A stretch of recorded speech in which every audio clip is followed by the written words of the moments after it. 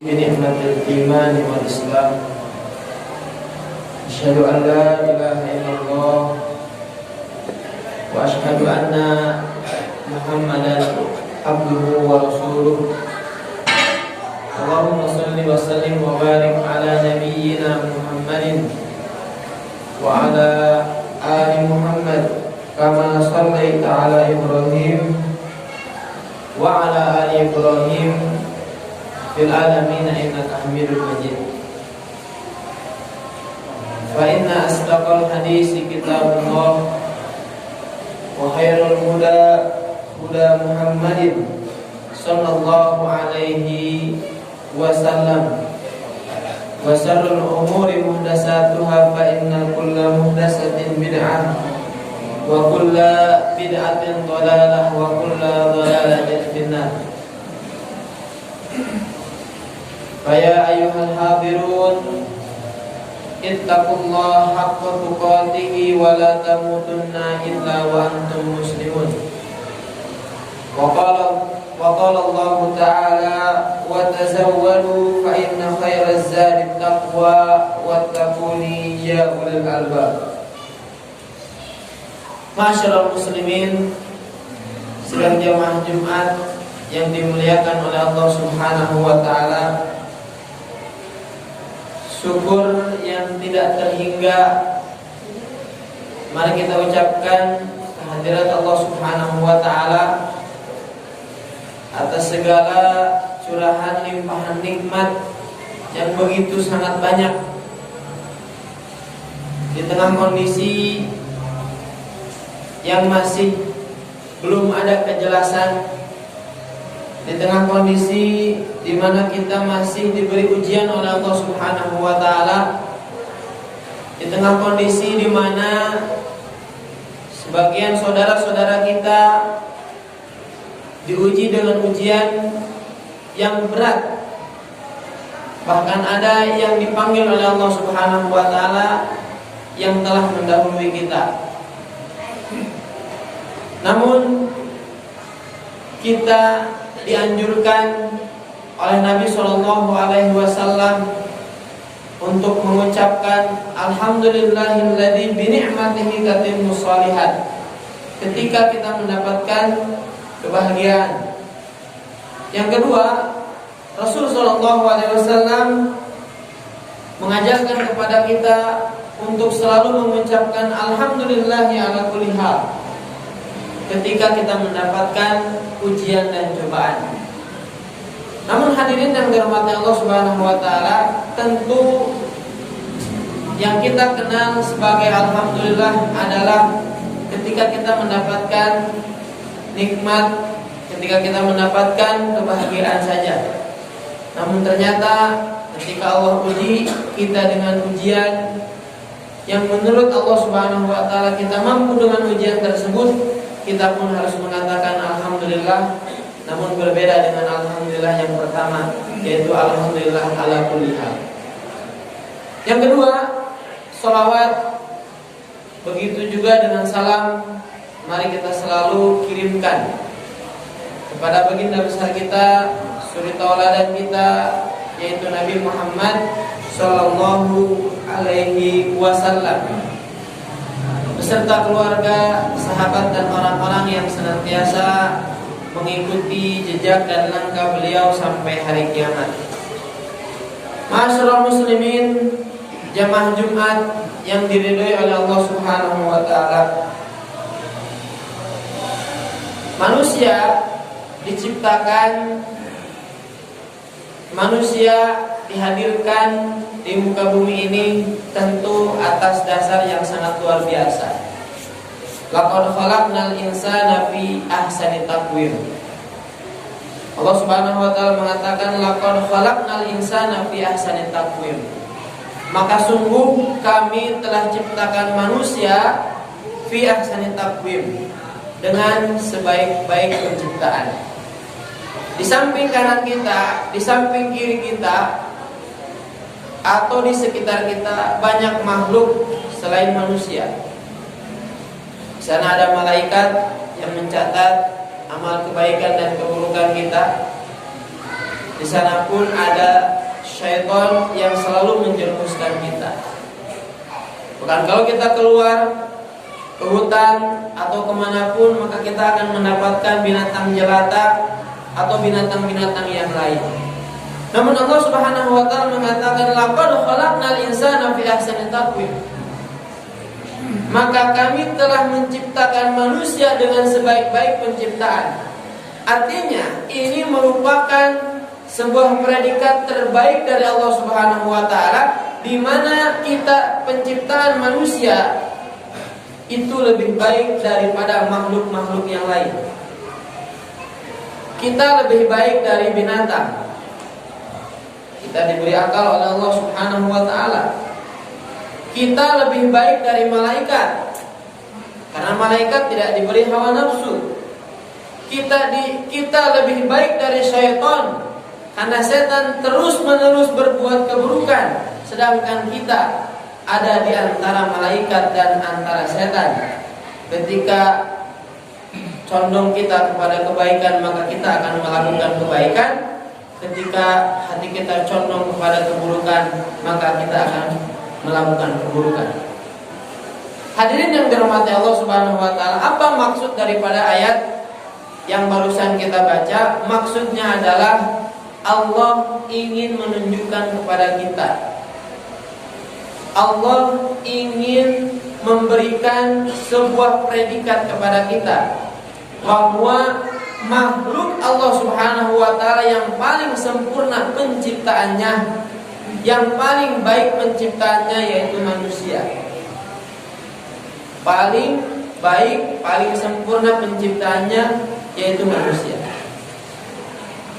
Bahkan Allah Subhanahu wa taala bukan hanya menciptakan kita.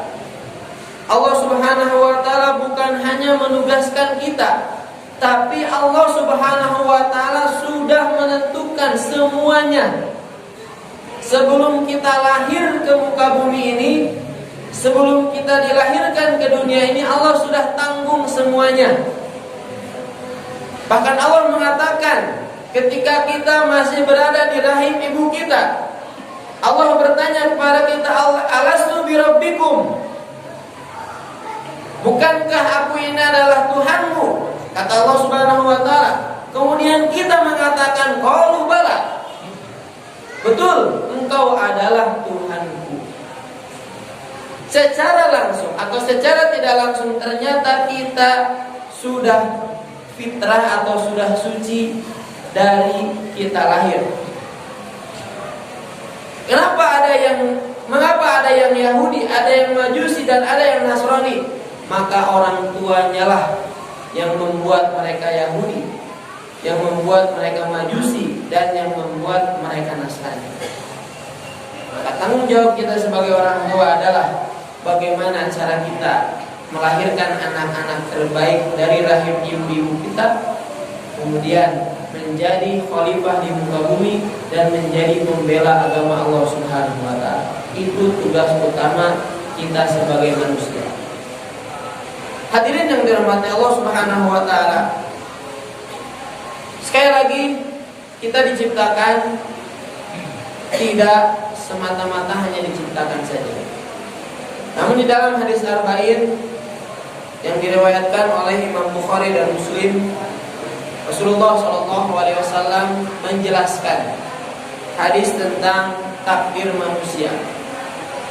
Rasulullah SAW bersabda, An Abi Abdurrahman Abdullah bin Mas'ud radhiyallahu anhu qala haddatsana Rasulullah sallallahu alaihi wasallam wa huwa shadiqul masduq, inna ahadakum yujma'u khalquhu fi batni ummihi 40 yawman summa yakunu nutfatan summa yakunu 'alaqatan misla dhalik summa yakunu mudghatan misla dhalik summa yursalu ilaihil malak fayanfukhu fihi ruh wa yu'maru bi arba'i kalimat bi rizqihi wa ajalihi wa amalihi wa syaqiyyun aw sa'idun wallahi alladzi la ilaha illa ghairuh inna ahadakum la ya'malu bi amalin ahlil jannah hatta ma yakunu bainahu wa bainaha illa dhira fayasbiqu alaihi alkitab fayamalu bi amalin ahlin nar fayadkhuluha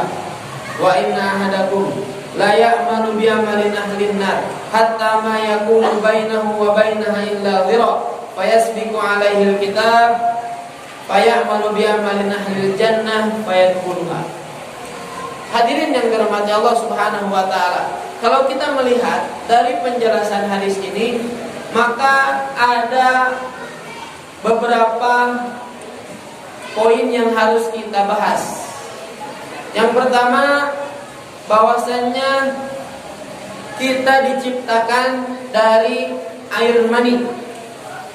Setelah diciptakan dari air mani, kemudian menjadi segumpal darah selama 40 hari. Segumpal darah 40 hari. Kemudian menjadi segumpal lagi 40 hari juga. Fayanfuhu fi ruh.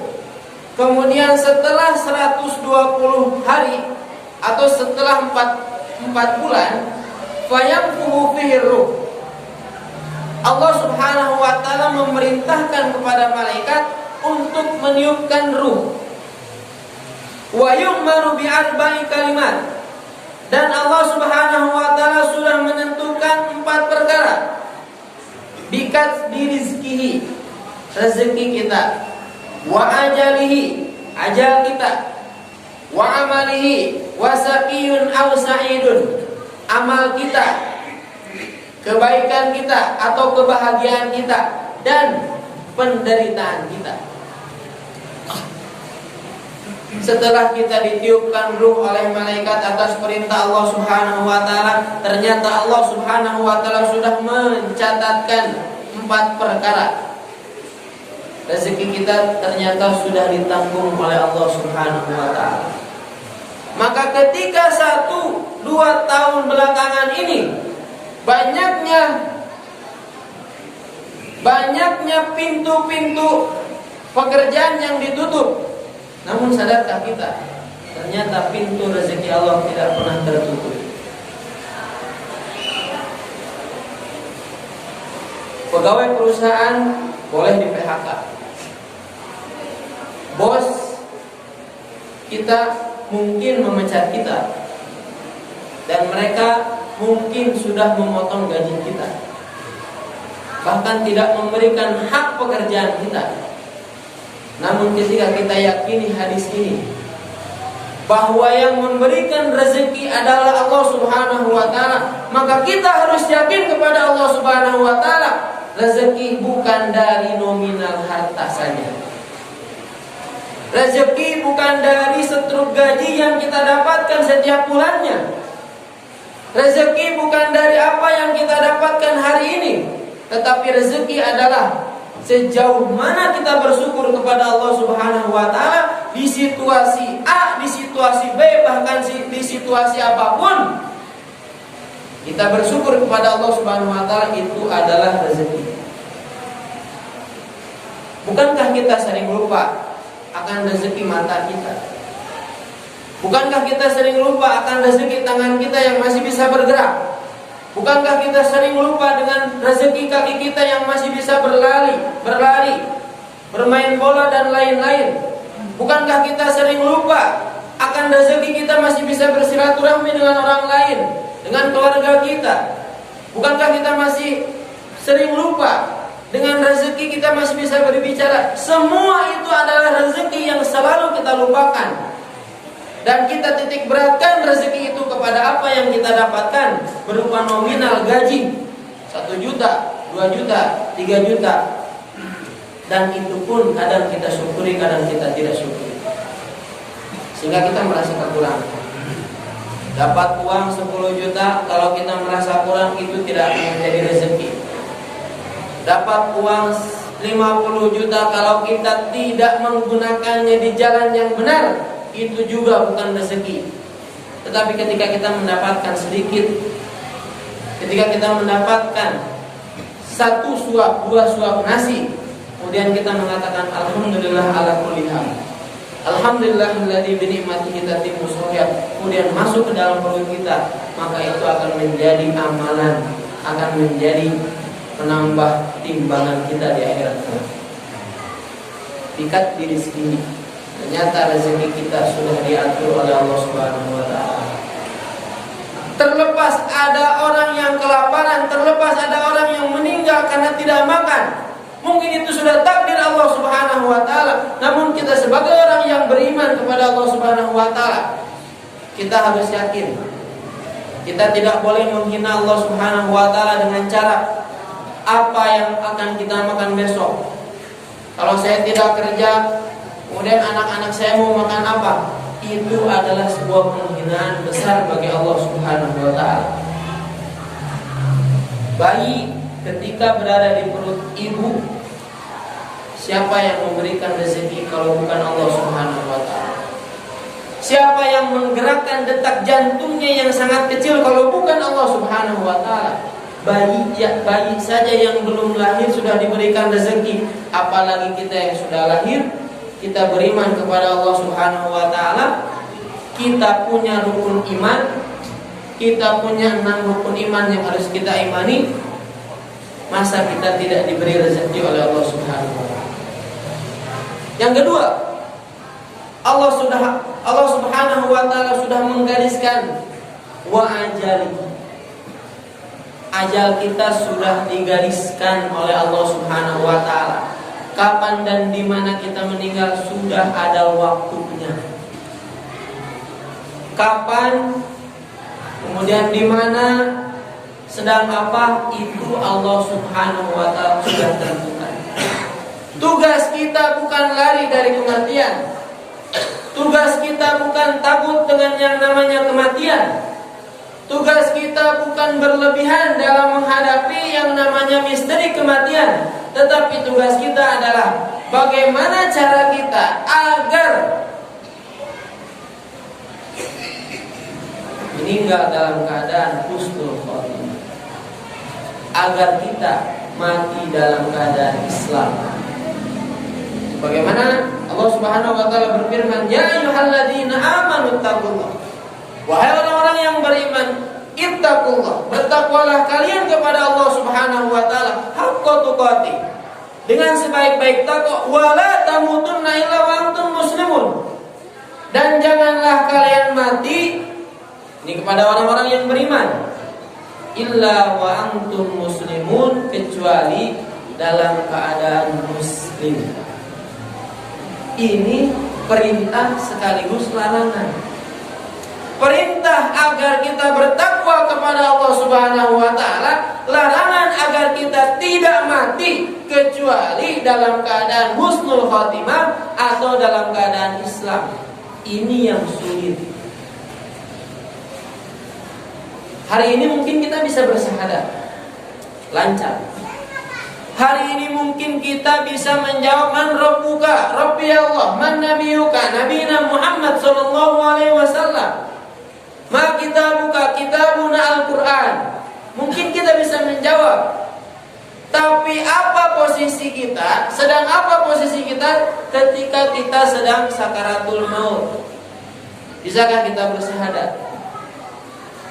Ketika kita meninggal, kemudian kita dikuburkan, bisakah kita menjawab pertanyaan-pertanyaan malaikat? Tentu yang bisa menjawab adalah orang-orang yang mati dalam keadaan muslim dan orang-orang yang mati dalam keadaan husnul khotimah. Itu tugas kita. Orang-orang yang kemarin terkena bencana COVID-19, harus kita yakini ada atau tidak ada COVID, mereka akan meninggalkan kita. Ada atau tidak ada bencana ini, mereka sudah ditentukan oleh Allah Subhanahu wa taala. Kita harus yakin dengan itu. Bisa jadi hari ini kita masih bisa berbicara dengan orang-orang di sekitar kita. Besok hari, minggu depan, sebulan yang lalu atau sebulan yang akan datang, kita belum tentu, belum tahu apakah kita masih punya umur yang panjang. Tugas kita bukan lari dari kematian, tapi tugas kita adalah bagaimana mempersiapkan kematian. Banyak orang yang ingin hidup baik, banyak orang yang ingin hidup layak di dunia, tapi sedikit orang yang ingin hidup layak di akhirat. Yang ketiga, hadirin yang dirahmati Allah Subhanahu wa taala, sa'idun. Kebahagiaan kita ternyata sudah ditentukan garis waktunya oleh Allah Subhanahu wa taala. Maka kebahagiaan ini merupakan sebuah capaian yang tidak bisa kita beli dengan uang, tidak bisa kita beli dengan harta, tidak bisa kita beli dengan jabatan, tidak bisa kita beli dengan apapun, asalkan kebahagiaannya adalah versi Allah Subhanahu wa taala. Man amila sholihan min dzakarin wa unsa wa huwa mu'minun falanuhyiyannahu hayatan thayyibah. Dalam surat An-Nahl ayatnya 96, Allah Subhanahu wa taala berfirman, man amila sholihan, barang siapa yang beramal soleh, wa huwa mu'minun, dan dia beriman kepada Allah Subhanahu wa taala, falanuhyiyannahu hayatan thayyibah, maka jaminannya adalah Allah akan memberikan jaminan kehidupan yang baik. Banyak orang yang ingin bahagia, tapi salah dalam memilih cara untuk bahagia. Kebahagiaan kita adalah sesuai dengan doa kita. Rabbana atina fid dunya hasanah wa fil akhirati hasanah wa qina adzabannar. Itu capaian terbaik kita, yaitu bahagia di dunia, terlebih bahagia di akhirat.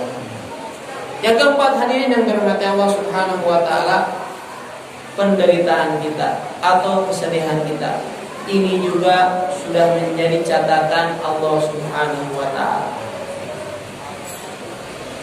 Di mana ketika kita bahagia, kita harus ingat bahwa yang memberikan kebahagiaan adalah Allah Subhanahu wa taala. Suatu hari kita akan mendapatkan kesedihan. Begitu juga dengan ketika kita sedih, jangan berlebihan. Karena itu juga datang dari Allah Subhanahu wa taala. Suatu saat kita akan bahagia. Dan yang terpenting dari 4 poin ini adalah bagaimana cara kita menyikapi rezeki kita, bagaimana cara kita menjemputnya, bagaimana cara kita menyikapi ajal kita. Dan kita tidak pernah tahu kapan ajal kita akan datang.